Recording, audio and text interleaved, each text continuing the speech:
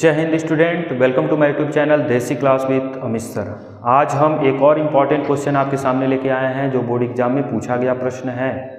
इस क्वेश्चन की बात करें तो यह पृष्ठीय क्षेत्रफल से पूछा गया प्रश्न है और यह प्रश्न बहुत इंपॉर्टेंट है, इतना मान के चलेंगे। प्रश्न क्या कहता है, कह रहा है कि दवा का एक कैप्सूल है। देखिए दवा का कैप्सूल आप लोगों ने देखा होगा, दो तरह का होता है, एक गोलाकार होता है और एक आपका बेलनाकार होता है। तो यह दवा का कैप्सूल जो है बेलनाकार है और कह रहा है, और आप जानते हैं कैप्सूल बेलनाकार होगा, कैप्सूल में यह दो पार्टीशन कर रखा है और कह रहा है कि बेलन के आकार का है जिसके दोनों सिरों पर एक एक अर्धगोला लगा हुआ है। अगर इसको हम ऐसे थोड़ा सा ऐसे कर दें, दिखा दें आपको, एक अर्धगोला ये है और यहाँ पर दिखा दें कि एक अर्धगोला ये है, दो अर्धगोले लगे हुए हैं, ठीक है।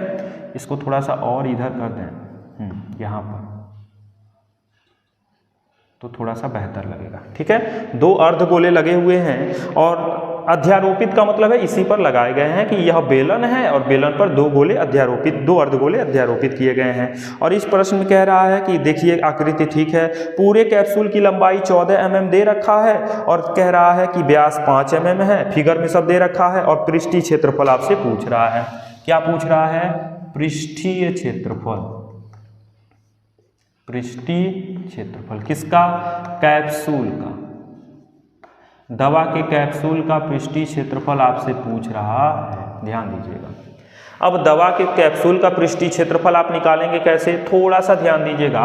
अगर व्यास 5 mm है, ठीक है, व्यास जो है वो 5 mm है, ध्यान दीजिएगा, तो त्रिज्या कितनी हो जाएगी? तो आप जानते हैं व्यास का आधा होता है तो 5/2 mm।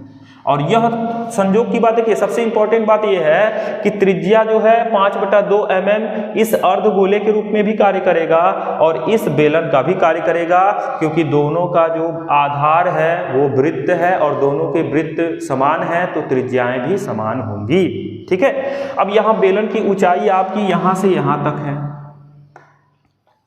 जो कि प्रश्न में तो 14 mm पूरा का दे रखा है। पूरा का मतलब है कि यहाँ से लेके यहाँ तक ये 5/2 है और यहाँ से यहाँ तक ये भी 5/2 होगा, ठीक है।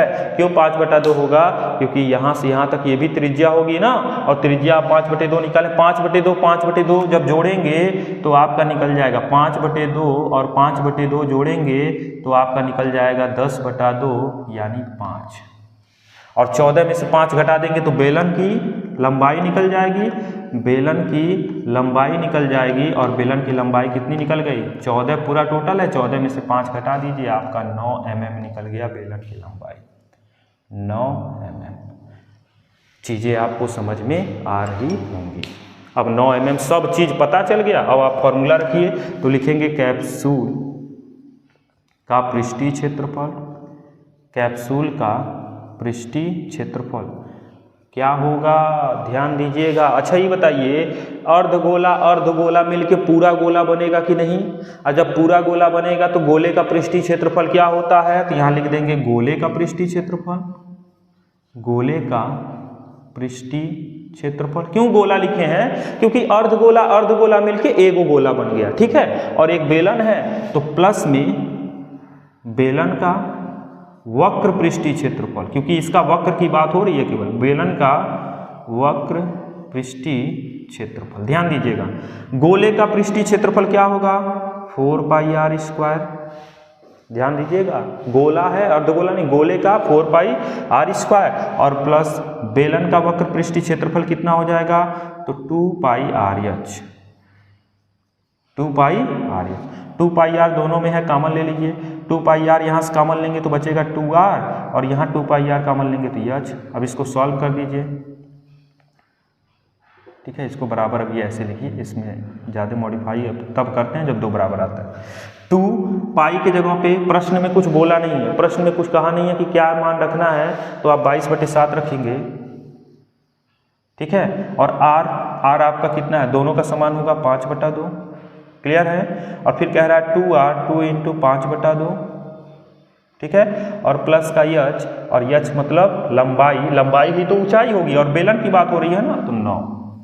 अब देखिएगा यहाँ पर 2 से 2 कैंसिल हो गया और 22 बचे 110/7, यानी 5 दूना 10 को 0 हासिल, 5 दूना 10 1 11, 2 से 2 कट गया और 5 और 9 कितना हो गया 14, तो 110/7 और 9 5 14 और 7 से कट जाएगा 2, यानी 220 mm स्क्वायर होगा, क्योंकि यहाँ क्षेत्रफल निकाल रहे हैं। ये था आपका बहुत ज़बरदस्त क्वेश्चन, जिसका हमने आंसर बहुत ही आसान तरीके से समझाने का प्रयत्न किया। अच्छा लगा तो तुरंत लाइक कर दीजिएगा, और चैनल को सब्सक्राइब नहीं किए हैं तो सब्सक्राइब कर दीजिएगा, ताकि कैसे ही कोई नया वीडियो अपडेट हो आप तक आसानी से पहुँच जाए। Thank you so much for watching my YouTube channel. इसको आप बेहतर तरीके से नोट कर लें और समझ लें।